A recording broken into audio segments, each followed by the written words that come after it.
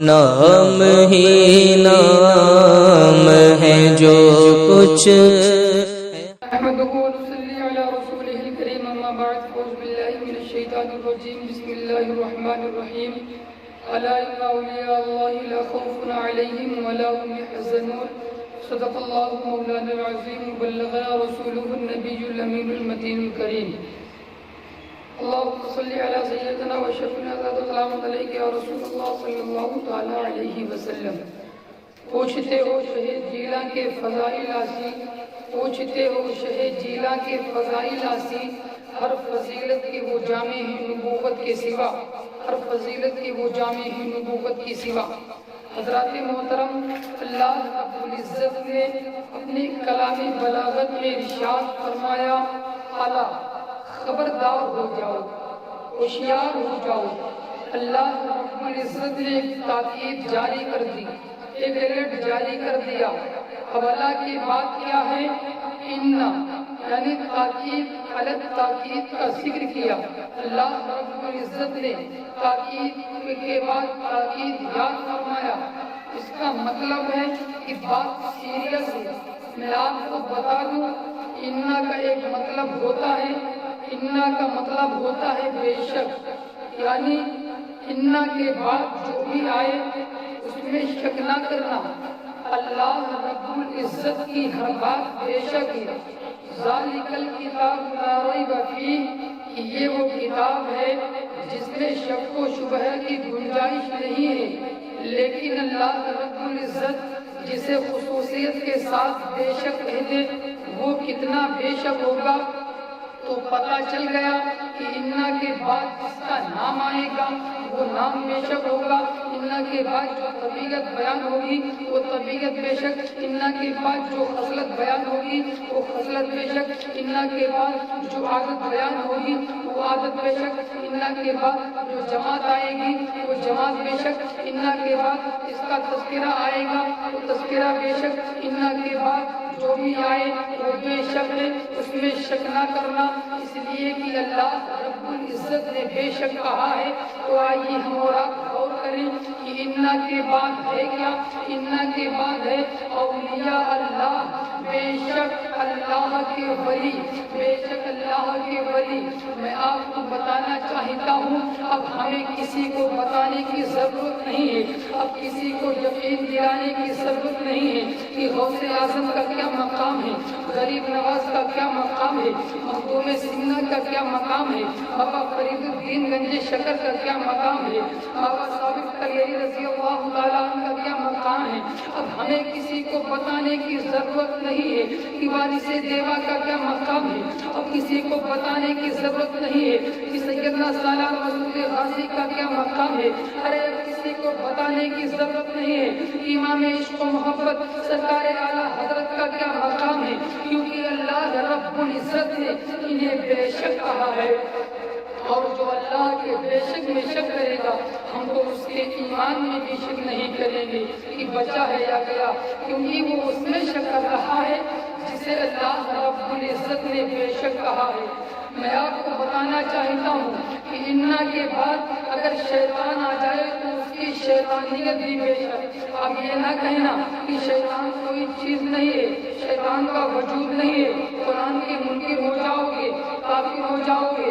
قرآن فرماتا ہے اِنَّ الشَّیْطَانَ لِلْإِنسَانِ عَدُوٌّ مُّبِینٌ، بے شک شیطان انسان کا کھلا ہوا دشمن ہے۔ حضرات محترم، تو ہمیں پتہ چلا کہ اِنَّا کے بعد جو بھی ہے وہ بے شک۔ اور اللہ رب العزت نے جو ولیوں کی پہچان بتائی ہے اس میں سے اس آیت کریمہ کا اگلا حصہ ہے لا خوف علیہم ولا هم يحزنون، کہ بے شک اللہ کے ولیوں کو نہ کوئی خوف ہوتا ہے اور نہ کوئی غم۔ اللہ نے ہمیں یہ پہچان بتا دی کہ جو دنیا سے ڈرے وہ سب کچھ تو ہو سکتا ہے، جس کے دل میں کسی کا خوف ہو وہ سب کچھ تو ہو سکتا ہے، لیکن اللہ کا ولی نہیں ہو سکتا ہے۔ میرے عزیز دوستو، وہ سب کچھ تو ہو سکتا ہے لیکن اللہ کا ولی نہیں ہو سکتا ہے۔ تو اللہ رب العزت نے ہمیں یہ پہچان عطا فرما دی۔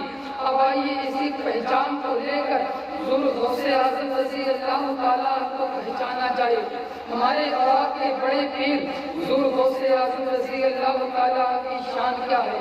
فردر ایجوکیشن کے لیے، تعلیم کے لیے آگے بڑھنا ہے، تعلیم حاصل کرنا ہے، بڑے بڑے اساتذہ سے تعلیم حاصل کرنا ہے۔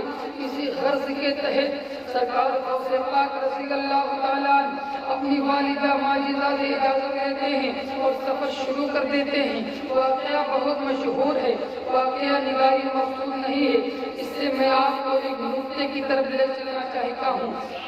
غرض کی حضور غوث اعظم رضی اللہ تعالیٰ ماں کی اجازت لے کر سفر شروع کر دیتے ہیں۔ قافلہ آگے بڑھ جاتا ہے، راستے میں ڈاکوؤں نے گھیر لیا، سارے قافلے میں بھگدڑ مچ گئی۔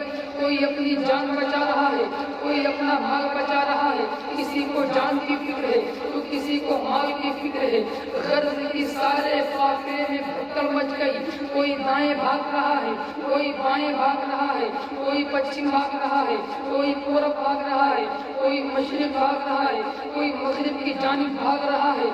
غرض کی سارے کے سارے لوگ اپنی جانوں کو بچانے کے لیے اپنی اپنی دشا لے رہے تھے، اپنی اپنی جان بچانے کے لیے بھاگ رہے تھے۔